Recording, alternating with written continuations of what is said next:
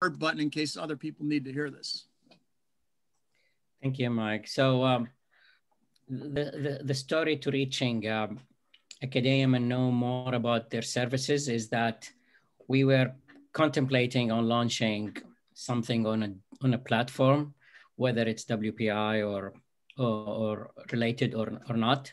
And as Mike mentioned, WPI growing interest started to make us pause and see where we can go until we found this platform. And this platform, Acadeum, it used to be called University Consortium, which is a number of universities who, like, they worked out together their way of transferring credits and being able to make use of whether and their enrolled online courses that they have, or courses that they don't have the bandwidth to develop and they need their students to take. And this is the idea that Acadeum, which is now moving to this new name called Acadeum, to make like an exchange for courses. So those who are offering courses and they need enrollment, and those who don't have the bandwidth to develop the courses. So they have multiple partners: home institutions and teaching institutions that are looking for courses for their students, and the teaching institutions are the universities that have the courses and willing to have those enrolled. So what Acadeum does is basically it streamlined the processes of communication, payments, credit transfer, etc., in a single platform. And they're having, I think they've been here for probably 5 years, and now they're backed by a large nonprofit that owns them, and they have interest in spreading knowledge. And, you know, even I guess Rebecca checked their website. It's just thinking and bringing systems thinking or something about in that regard. So what Acadeum does, and that's the story here, it's a university can either join and pay. Hey, welcome, Said. Or teach, and they have to pay more than universities who are just willing for their students to take courses. The neat thing is you don't have to go into that platform unknown without an identity. So that's the idea of creating consortium. A consortium would be like, okay, under a certain topic or a certain name and certain mission, you can create a consortium for free. And then universities can join that consortium, either as a university that is willing to take classes or a university that is willing to provide classes. They have different pricing depending on the size of the university. I think that's probably the main difference between the pricing. So the idea that came out because of this collaboration with the society, et cetera, that if, for example, the society would start a consortium, and universities who are interested in teaching system dynamics or want to teach system dynamics to their students can join that consortium. For the society, they can start this for free. They don't have to pay for that. And for the universities, they have to pay. It's an annual fee that ranges from $1,000 per year to $5,000 per year. And they can offer their classes on that platform. Each university will, and they recommend certain pricing. They don't recommend going above 1,200 for a course. A course, when we could say a course, it's a 3-credit equivalent course, which is like a semester, 15 or 16 weeks. But it's not the only way. It's not the only way. You can offer it as modules with different pricing. So like a 1 credit, or it can be like a full 3-credit course. Yeah. So so how people earn their shares, and exchange that, this is all automatically done through the platform. For for example, those who, the society, if the society starts a consortium, they will earn from the share of the platform. So the platform takes 25% of revenue, and the society will be taking 20% out of that. Universities, if a university is putting a class for 1,200, they will have 600 for their cut, and there is 25% of that will go to the platform, and then 20% of that will go to the society. Yeah, so the objective was today is to, first of all, if this is a good idea, if you folks are interested into either sharing courses or signing up for students to be able to take classes. And Nathan, who is one of the co-founders of this platform, was supposed to be here and also answer questions. He has a slide deck and a document that we can share for you, but I just gave this verbally, waiting maybe he would jump up anytime and do the formal introduction. Yeah, so that's the whole idea in a nutshell.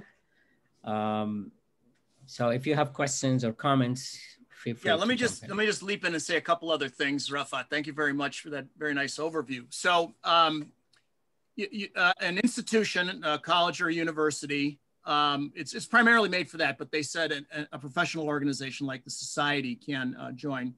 But a college or a university would pay to join this consortium, this very broad consortium of, how many, they have 300 or 400 universities now? I can't remember. And then you could form a sub-consortium if, Bergen and WPI and New Mexico State and Rod's, what is it? I'm sorry, I'm drawing a blank. Is it not George Mason? You're JMU. Okay. James Madison, yeah. Right. Sorry. Would all join. That you'd be part of this broader consortium, but we could form a sub-consortium. And the idea would be, from our point of view, because corporate ed abandoned us, we have low enrollments in our online classes.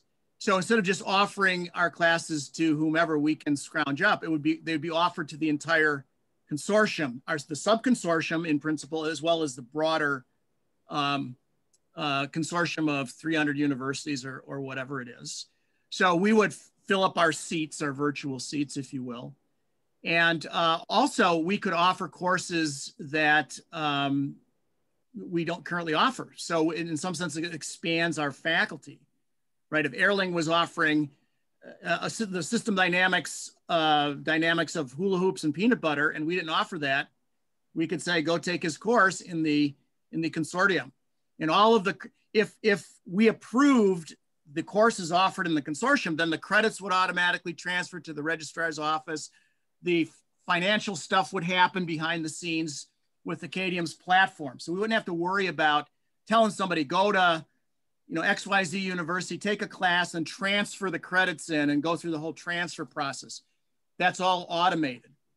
And of course, so in Rafat's example, the university would charge $1,200 to the student to take the class and keep 600 and send 600 along. The university offering the course would need to be compensated, so they'd get whatever, 70% or whatever it was of that, 60%. And then Acadeum and the society would get a cut of that as well. Society is being sort of the hub for all of this, and of course, providing additional marketing expertise, and it's the go-to place for system dynamics in the world, right?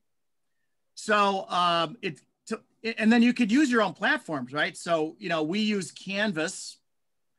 Folks might use Blackboard or who knows what, and Acadeum is agnostic when it comes to that. They don't care how you present your courses, right? Mechanically how that's done. So nobody has to switch what they're doing or anything like that. So it seems, at first pass, we're like, wow, this solves a lot of problems for us, certainly at WPI. But, we would want, if we just did it alone, WPI, we would be doing it to try and get additional people to take our classes, to make it worthwhile to even offer them, right? But going beyond that, there's a lot of reasons why this might be a really good idea, because kind of everybody in our consortium here could have the opportunity to have their students take very high quality, high level, albeit online, but system dynamics classes. And we can even chop them up into modules and stuff like that. So maybe somebody just wants a brief introduction. They're not sure, they've heard about it. They don't want to take a full, 14-week course, just a 4-week introduction to the topic or whatever might be what they're looking for. You can offer free stuff as sort of a marketing thing. The first module's free, just take it as an appetizer. There's all sorts of possibilities here, integrating undergraduates as well as graduate students. Rod, you probably have, I'm guessing you have a lot of undergrads in your school. Like it's really Lego and Play-Doh. We can form it, it seems to me, kind of any way we want to. And the platform facilitates it. Now, obviously the universities have, and by the way, it's not just limited to system dynamics. If WPI joins, all of WPI can be doing, whatever else is possible as well. So, and the cost is rather modest. It'd be like $5,000 a year for WPI. And for WPI, that's not a big deal, of course. It's more like whose budget does it come out of? The amount is irrelevant at that level. So really, but it opens the door to, quite a lot of opportunities. So as Rafat said, one of the reasons to convene today is to say, is this a good idea? Should we pursue this beyond the chit chat stage? And, I don't know what the challenges are, let's say in Europe, to join such a consortium. If that's possible, but the gymnastics are crazy. I don't know. And even we're a private university. Elliot's at a public university. James Madison is a private school, Rod? I'm not sure. State University of Virginia. Okay. So anyway, Virginia. So we have public, private, U.S., not U.S. How easy or hard is it to do this? I don't know. For any given school, WPI, we could do it rather easily, I think. But anyway, so what do folks think? Oh, by the way, we're joined by Rob Kruger, our department head here at WPI. So welcome, Rob. I'm so sorry I'm late. My calendar didn't update, and I just saw your email. So I'm really, it had it on for noon time. So I there was a lot of confusion. There were several invitations. That was, so sorry. Inadvertently. Yeah. Hello, everybody. Sorry. I think that was my fault. So I take responsibility for that. I also didn't get notification for my own calendar invitation. So. All right. Well, I'm sorry. I'm late, and I'm very pleased to be here.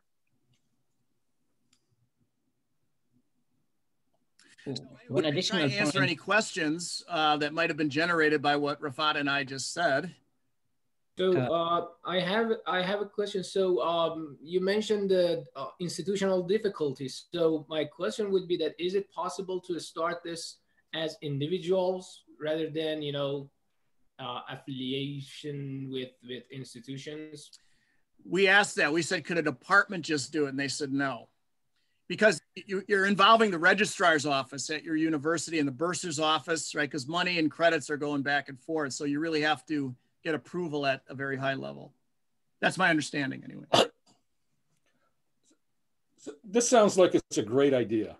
And David Anderson had talked about this before. And as I understand it, what it could be is I'm teaching undergraduates here, but every other year I offer a course on modeling the environment. It's just system dynamics. So if people wanted to take it from outside of the university, from WPI, you could have students and you'd say, yeah, you should be taking this course. And they could take this course through James Madison University, but the credits would transfer back to their degree program, right? So that at Correct, WPI, yeah. you would recognize this. And is academia taking care of all that type of stuff in the background so that we don't have to worry about it once Correct. It's worked out? It's really a big deal, right? That's something I would never want to deal with. Yeah, that's the major benefit, is being able to get all those in there and predetermine the arrangements. Yep. Yeah, as long as our faculty approved whatever course it was, and there's probably some kind of computer thing, a button you push or something that say, yeah, we're good to go on that one. We just send people to take it and they get WPI credit, and the money transfers as was described earlier, all behind the scenes. Yep. Yeah, so what's really exciting is that smaller programs who want to offer more or don't have any professors at all, but want to let people get into system dynamics as part of it, can now do that. And the challenge is, as Mike mentioned, that we have to get the university on board rather than the department on board. Well, as you might expect, the State University of New York will have quadruple the number of steps that any other university needs to go through this process. There's a sales point here, which I think, you know, where we, you know, a student comes in with a transcript saying, I've taken course X at another university. Can I apply these credits to my MBA? There are limits on what we will do. If you have an articulation agreement that's fostered with a third, you know, that's facilitated by the third party, it would make it easier. Plus, it's a two-way street. We are able to sell seats as well as accept students. And that opportunity for revenue makes this a very different perspective from one where it's just, yeah, okay, we like your transcript, we'll take it for 4 credits and go on. I think that's something that changes the game a little bit. And then I think, you know, but we would still need to go through, I can think of at least 3 committees that would have to vet the process just within the school, and then going to the main university. But I think it's certainly interesting, and certainly something that I would be, you know, I'd want to see the details and the paperwork and sample agreements and things that I could start talking it up within my school. And if it doesn't, you know, if it doesn't work out through this program, then, you know, just making the stuff, making even just WPI's offerings or Bergen's offerings more widely known and available. Mm-hmm. But I'm guessing, you know, Erling, you have a whole different model with your old MOOCs.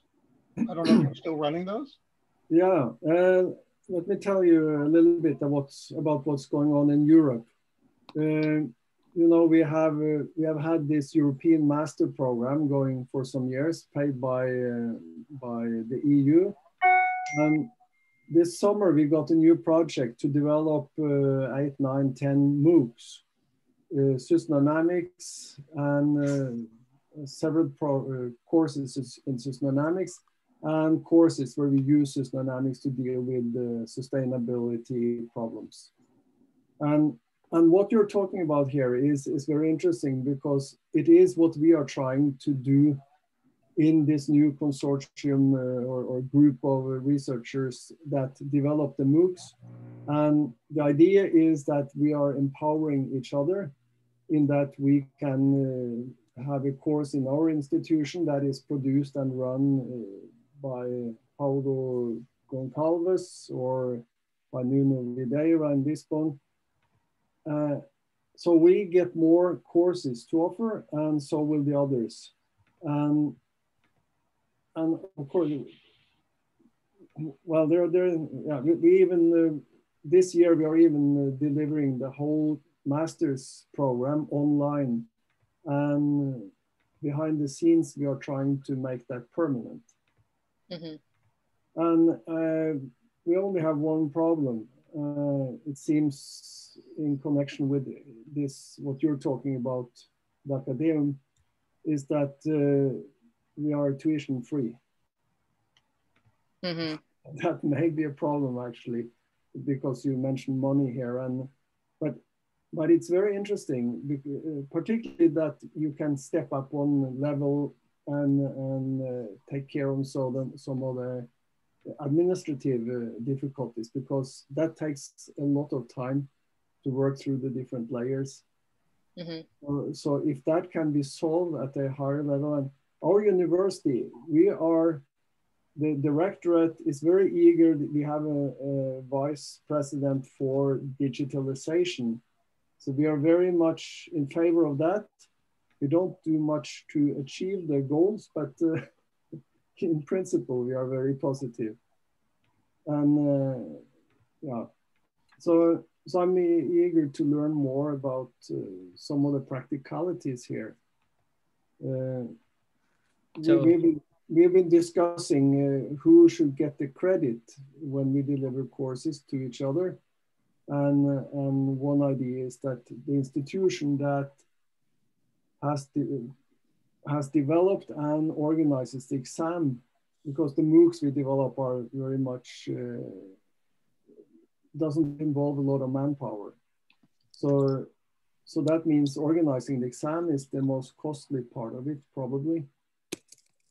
And so the idea is that those who have the course and give the exam will get the credit.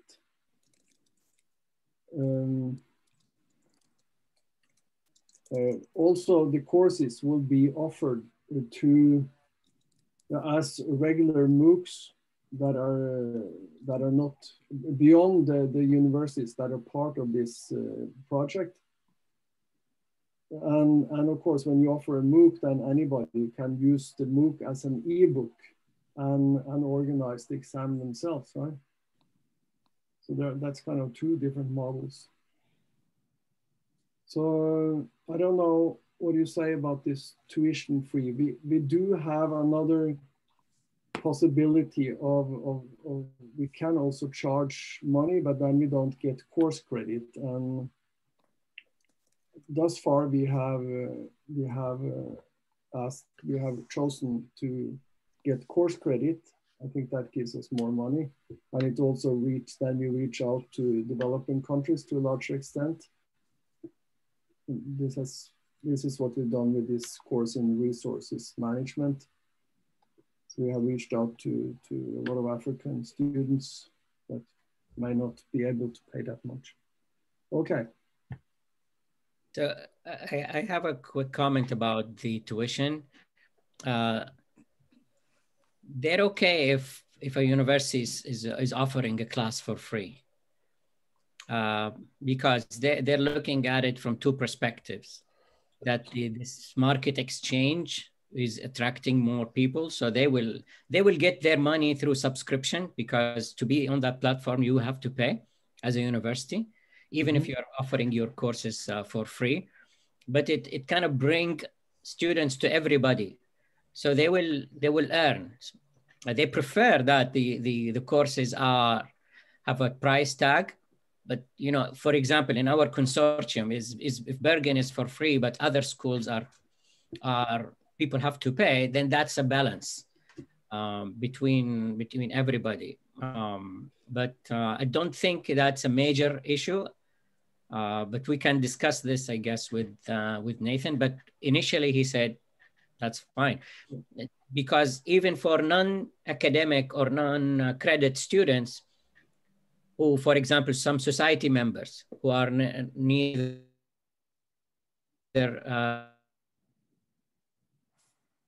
classes, but not for credit. So you can offer them, as Mike alluded at the beginning, something for free or even at a reduced price if it's segmented. So they're flexible. Okay, because I can see a problem for us here. Maybe you answered that. If in our program we are not allowed to charge the tuition from the students, so if we include a course that they have to pay for, well, I'm not quite sure how we could do that. No, your courses can be free. You are not pressured to. You know, if our students should take a course from WPI, that may be a problem, because then suddenly there will be tuition in the program. Yeah, that's. So, can I raise a point here? I've worked with European universities on articulation agreements in the past. And what we've done is we've allowed a certain number of students to take our courses for free, recognizing that, you know, like in Germany, for example, it's illegal to charge, you know, by federal law, federal German law, it's illegal to charge for university education. So what we do is, you know, they, of course, they allow us to take their courses for free, and then we reciprocate. And what happens is we usually put a number on it, you know, to say we can accept X number of students, you know, it's over the course of the year to be able to do that. So I think that that's something that, you know, I've got language that's been accepted by the administration before on these types of issues that we could sort of plug into an articulation agreement that we might have to share. So I don't think it's a big problem as my point. So it could be if you exchange, we give one class, WPI gives another class, or yeah, it doesn't have to be that much of a you know, you get and then I get exchange. It's just written in the agreement that, you know, we'll take 10 students from Bergen this year for these classes, or, you know, or whatever they're offering. I don't, you know, and then WPI students can take theirs. But I think it's important as we start to develop this idea to frame it around what are the strengths in Bergen, and what are the strengths at WPI, and what are the strengths at Albany, and I don't know who else is around the table. I missed that part. I'm sorry, but you get my point. You know, it's like, so we actually build something bigger than we can build on our own by you know, having these cooperation agreements. Yeah, it's a great idea to do that, to become stronger. Yeah.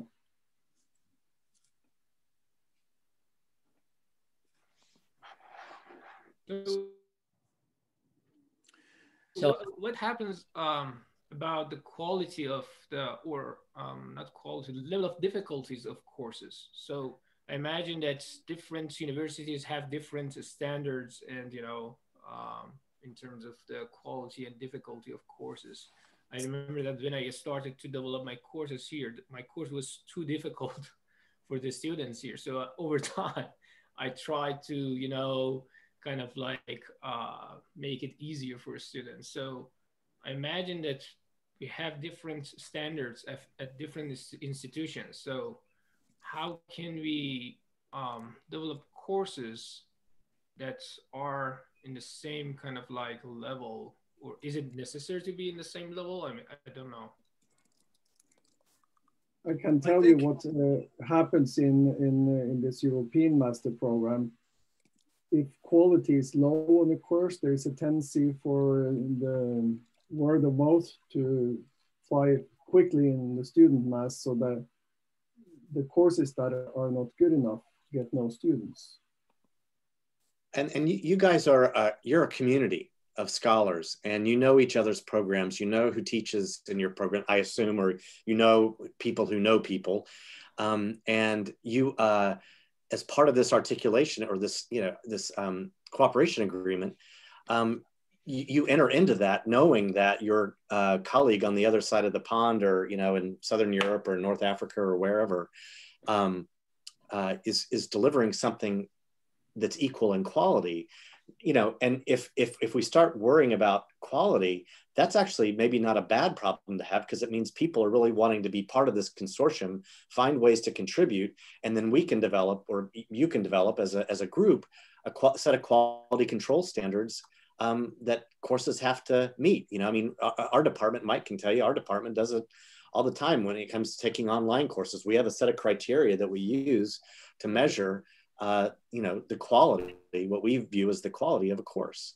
And it could easily be done here and included as an addendum to the agreement. But also, I mean, just because someone is a member of a course or a member of the consortium, that because we've invited them in, if say Bergen doesn't believe they meet Bergen standards, they're not required to offer the course. I'm assuming the way Acadeum works is that every individual university gets to decide which courses they're going to accept and what those agreements are. That's and the so point. we could invite willy-nilly and it shouldn't really affect you guys. Not that we would want to do that, but. Well, yeah, we could say, not even that it isn't of high quality, that, you know, XYZ class offered by Professor so-and-so is not at a level that would enhance our students' education. So we would not accept that or ask anybody to go take that class. It might be better for a graduate, or, you know, whatever the case may be. So they, each university's faculty would make their own decisions as to what they would accept. Right, and that's much easier than the society, you know, nominating a body to make those decisions. So now I must say though, having a, at some point, I don't think this is step one, having some kind of steering committee that would define practice and say, you know, we really need something like this if you want to offer something that we would consider accepting, is probably not a bad idea, just so we start all singing from more or less the same sheet of music as we teach this stuff to folks. Yeah, so, no, I mean, that makes sense, but it's not as complicated as an issue as it would be if there wasn't a way to turn off and not accept our limits. So one thing that is different from, because somebody would ask, what's the difference between offering those classes on edX as a MOOC? The difference is, despite automation, there are approvals, which you just talked about now, like the limits, how many courses, if this student can take more or less. So there is an approval process that is streamlined and automated. So there's still those controls that are that every university can impose. They're not random, but there is intervention in terms of, so a student will not spend the time taking a class only to find out that it's not accepted. It's actually at the beginning of sign up, then they click and that is added, and then at the end everything is sorted out. So that's part of the strength of such a platform. Yeah, I might add, one of the considerations that arose was, well, what if somebody wants to learn how to do system dynamics, but they're not interested in university credit, WPIs or anybody's? They already have a terminal degree. They simply want to learn how to build system dynamics models. And we, as I mentioned earlier, the pandemic forced WPI to start, you know, accelerating its online presence going forward. They've acquired a piece of software that bolts onto our Canvas platform. I believe it's called Catalog. And that allows this sort of registration. Somebody does not have to sign up for a degree or something from WPI, but they can still, through this Catalog software, take our courses. And so, you know, for the business community or whatever, somebody just wants to learn about it, that's certainly going to be possible, at least through WPI. Now, how another university would handle that, that's not clear. We might have to have the society, for those sorts of folks, be funneled somewhere. Somebody says, I want to learn, I don't want a degree, I don't want a certificate, I just want to learn how to do it. How do I do this? I would think the go as a society, and they'd say, you have several options here, you can do this or that, or, you know. But the point is we can handle that, I think. The way we are thinking about that is that we also use Canvas, and we will have this software that the students can sign up without asking us at all. And then when they have finished, say 2/3, then they can apply for to take the exam. So then we involve the administration for those who are not part of the program. And I can go through the whole course without ever asking about or planning to take the exam, or they could take the exam and not get credit if they don't sign up. We try to be very flexible. WPI is interested in this sort of thing for like alums. They call it like WPI Forever, or I forget what they call it, but the idea is keep the alums engaged with the university on lifelong learning and whatever. Similarly, I would think there might be some sort of incentives for members of the society. You know, why do I want to pay whatever, $150 a year to be a society member? Well, you get the review, you get the journal, that's cool. But you also have, you know, whatever in terms of online education, continuing education. Even a veteran system dynamicist can learn something always new from some clever person somewhere who's come up with something, or even, you know, the SIGs, domain areas, healthcare, the environment, economics, or whatever, business strategy. There's going to be some clever person somewhere that's going to apply this stuff in a very neat way and want to offer it to the world, right?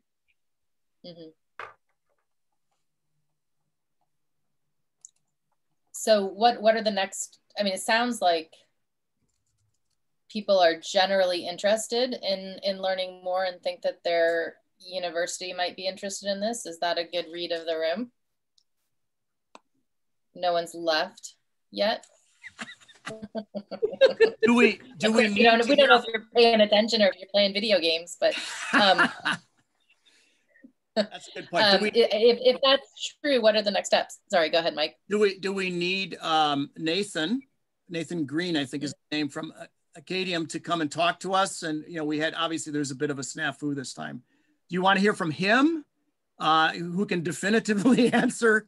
I mean, we're doing our best to interpret what we've been told and shown, or would that be redundant? And rather, we would want to start crafting some sort of proposal or framework to make this actually happen, to go take the next step past the chit chat stage and, you know, take a step towards really making it happen. As a first step, I would really like to get some more information about Acadeum. I think you mentioned that you had some PowerPoint or something that you could send out. Is that right? Yes, yes. We do have a couple of documents that we can circulate. Yeah, Rafat actually asked me to do that, and I said I'll do it prior to the meeting. Then, so, bad Mike. But yeah, we'll circulate that stuff. No, easily done. I think we do have a nice case which Erling brought, you know, because they're interested in going to Europe, and I think they're starting. But whatever you mentioned, and that probably would put more things, as Mike said, beyond the chit chat.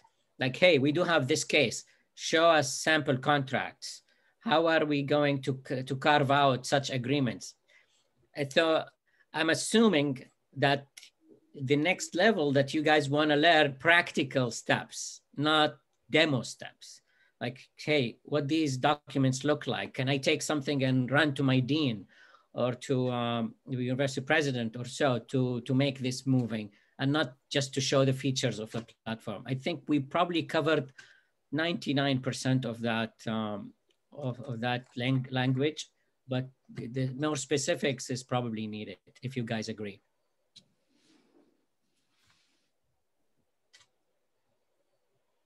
Well, I can definitely that's my sense as well, Rafat. So do we want that we are very interested in this, because part of this EU project we have to develop MOOCs, one very important success factor is that the courses will be used both at our universities and the rest of the world. So this comes along as a very interesting opportunity. Great. Would it make sense for, let's say, myself and Rafat and Rebecca to communicate with Acadeum and Nathan Green there, and bring him back this information and say, look, we need a concrete next step in terms of the sorts of documents that need to be signed, the sorts of gymnastics that have to occur, step 1, step 2, and so forth. And it has to be beyond the chit chat stage, and then come back to this group with some definitive information for taking a next step. Would that make sense? Go ahead. Yeah, please. Yeah. Yeah, I think that the last time we spoke, we talked about trying to construct a business plan, like showing the demand for this. It's a very elegant proposal, but we need to have, we talked about, how many people are in the healthcare specialty group of, the System Dynamics Society or the environment or the economics or whatever, and how they might be, just having a sense of the numbers. I think would be really helpful in advancing this. I mean, I know we've already got the program in place, Mike, but I think any kind of new investment that we need to do would have to show some market for it. And I'm not asking for anything comprehensive. I'm just saying, look at, here's the potential market. And now this consortium is coming together through this platform to meet all of these demands. Something like that. Is that asking too much? No, so there's two aspects of it. It would be what universities potentially would be in the consortium, and what numbers of students would they have that would be, potentially taking some of these classes. And then there's the broader folks who don't want WPI or whatever credit. They just want to learn about this stuff, right? Right. And that market's pretty hard to measure, I imagine. But right? we would have numbers on, for example, the special interest groups for the System Dynamics Society. Okay. I'm a member of the society, so I like system dynamics, and I'm interested in environmental dynamics. And that's, 800 people or whatever the heck the number would be. We could provide that sort of information. And then, from the universities, there would be some sorts of what's the typical enrollment of, blah, blah, blah, that sort of thing. So I think that would be provide some level of information. Yeah, I think that would be fine. Yeah, because I think, again, it's just showing the interest. I mean, it's not a full-on market report, but it's showing that the interest is out there, that this consortium makes sense because it's bringing together all these different ways of, these different specialties or special interest groups, and therefore can meet the demand. And I think that's, that feels like a slam dunk to me. And one interesting thing may also be that when we see the need for a new course, for instance, through the SIGs, it would be interesting to go together and develop courses together. Right now, we don't have a course on economics in the pool of courses that we develop. And I can think of Mike and David Wheat and others that could join forces and create a course like that. That may also be something coming out of closer collaboration. One thing that came up in a discussion with students the other day was that many of them feel weak in mathematics. So we came up with the idea that we should create a very simple course in basic functions that they could take before they start in our program. And that course could also contain most of the functions that we use in systemdynamics, so that they know what the functions look like before. Yeah, so that's something that could be of interest to many systemdynamics students before they start reading. Yeah, I think, we start getting into what in the modern age, what should a dynamic modeler know? What kind of stuff? And there's the nuts and bolts, stocks, flows, and all that stuff. But there's also, what do you need to know from data science? What do you need to know from gaming? What do you need to know from behavioral economics and psychology? What do you need to know in terms of basic mathematics and what have you? And, provide, what should the education of a 2020, 21st century system dynamicist look like? And, prior, at WPI, if we didn't offer the courses, too bad, how sad. But now, in principle, we could think about and design the modern curriculum, right? And make that available to people. I love that idea. And the point, that Rafat had this mentioned in the introduction, that it shouldn't be an introduction to so-and-so, but it should rather be niches. And if we identify pieces that are not yet offered as good courses, then that should have an audience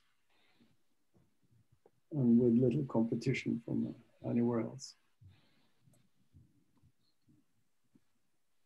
Okay. We need a little bit of a market analysis. We need to get those documents from Acadeum out to everybody. We probably need to work with Acadeum to pull together you know, all right, if we have 10 universities or whatever the number is, and they're interested in this thing, both public, private, United States, non-United States, it has to happen to pull this together along the lines we're describing. What documents need to be signed, who has to be involved from each university, registrar's office, bursar's office, president, chancellor, just get that sort of identified so we can share that with the group as well. Mike, I think I would also ask about sort of enrollment profiles. You know, at what point does it make sense? You know, we know that we at a local university, if you don't have 12 students, pick a number, in a course, you can't run it. Right. Right. But if we have 3 people from Madison, 3 people from WPI, et cetera, what's the cost model? So we're going to have to be able to defend that to go forward. The other thing I would say is that SUNY, State University of New York, has its own online attempts to pull things together. But what that also means is that we have faculty, if we can figure it out for Albany, maybe we'll be able to figure it out for Buffalo, where Sarah is, and you know, Binghamton and other university centers. So I'm just thinking that you know, there's both opportunity where we already have the detailed articulation agreements and stuff in place. So there might be a nice second order effect, but we have to be able to demonstrate that for an individual campus, it makes economic sense in whatever model we're using. So if they have information on that, I'd be interested as well. Yeah. Okay. Yep, that's great. Okay, well, we got some to-do list items. So, why don't we, unless somebody has anything else they want to offer, we can leave it there for now. And, you know, immediately we can send out those documents. Rafat, you want to send out those documents to the group? Yeah, so you get that right away. And then I suppose if folks could send us, Rafat, Rebecca, and myself, the 3 of us, just so we're all in the loop, what the typical enrollments look like in the courses. We teach 5 courses, 2 courses, what, you know, whatever, and what might these enrollments typically be, so we can start to get a handle on, you know, the demand for courses. That would, I suppose, be helpful. And that's the secret of system dynamics. Good morning, Etienne. Absolutely. Good morning, Elliot. Hey, Etienne, how are you? Okay, thanks, Rafat. Bye, guys. I think, yeah. Thanks. I'm so sorry. This was for 6 o'clock in my agenda, and that's in 1 hour here in the Netherlands. Yeah. There was a bit of confusion this time about the times. I need to sign off. Good to see you all. Thanks very much. Thanks, Elliot, very much. Oh, thanks. So we have recorded this, so we will convert it into whatever it gets converted into and post it somewhere and send out the link to everybody. So if you missed the meeting, you can watch it. And if you want to watch it again for some reason, that'll be available. It'll be on a YouTube channel or something. Great. Thanks. See you then. So with that, I think folks have to go pretty much. So Etienne, sorry about this, but we'll make. No, my mistake. Sorry. Yeah. No, it was actually a comedy of errors, and so we'll try and do better next time to make sure people fully understand when the meeting will be held. At the end, if you have some time right now, we can Zoom after the meeting so I can fill you in. Yeah, please. That would be great. Thanks, Erling. Yeah. And okay. I'll send you the documents, Erling, now. Yeah, thank you very much. Yeah. Great. Okay, everybody. So I'm going to sign off on this Zoom meeting. Thank you so much, and we'll see you all soon. Bye. Bye. Yeah. Thanks, Mike. Okay, bye.